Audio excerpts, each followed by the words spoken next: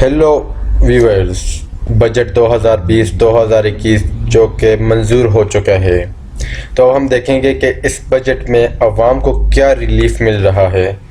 سب سے پہلے تو یہ ہے کہ اس بجٹ میں سرکاری ملازمین کی تنخواہ میں کوئی اضافہ نہیں کیا گیا، اور اس کے علاوہ سب سے بڑی بات کہ کوئی نیا ٹیکس بھی نہیں لگایا گیا۔ سرکاری ملازمین کی تنخواہ میں کوئی اضافہ نہیں کیا گیا اس دفعہ۔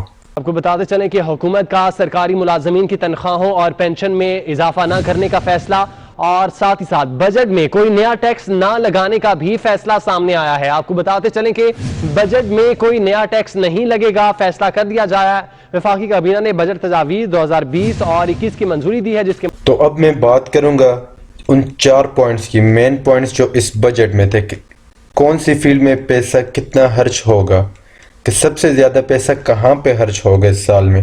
تو سب سے زیادہ پیسہ اس دفعہ ڈیفنس پہ خرچ ہوگا، 1.3 ٹریلین، کہ 13 کھرب روپے صرف اور صرف ڈیفنس پہ خرچ ہوگا۔ 1.3 ٹریلین سب سے زیادہ اس سال میں پیسہ جو خرچ ہوگا وہ ڈیفنس پہ ہوگا۔ تو اس کے بعد جو پیسے کہاں پہ خرچ ہوں گے، تو اس کے بعد 80 بلینز روپیز جو پاور پہ خرچ ہوں گے۔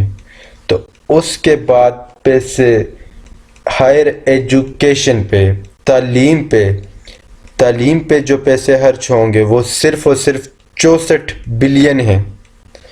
64 بلین روپیز صرف اور صرف ایجوکیشن پہ خرچ ہوں گے، اور ہمارا ایجوکیشن سسٹم ماشاء اللہ سے بہت اچھے ہیں، تو اس پہ صرف اور صرف 64 بلین روپیز خرچ ہوں گے۔ تو اس کے بعد ہم جو سب سے زیادہ لڑ رہے ہیں اس وقت، تو سب سے زیادہ ہمیں جس بات کی وجہ سے ہم پریشان ہوئے ہیں وہ ہے کرونا، اور کرونا جو پاکستان پورے میں پھیل چکا ہے۔ تو اس کے باوجود اس سال میں صرف اور صرف 25.5 بلین روپیز ہیلتھ پہ خرچ ہوں گے۔ 25.5 بلین جسٹ ہیلتھ پہ خرچ ہوں گے، لیکن جو کہہ رہے ہیں کہ 1 جنوری تک یہ سب کچھ بند کرنے کی کوشش کر رہے ہیں، کرونا پھیل رہا ہے، سب کچھ ہو رہا ہے، لیکن اس کے باوجود صرف اور صرف 26 بلین ہیلتھ پہ خرچ ہوگا۔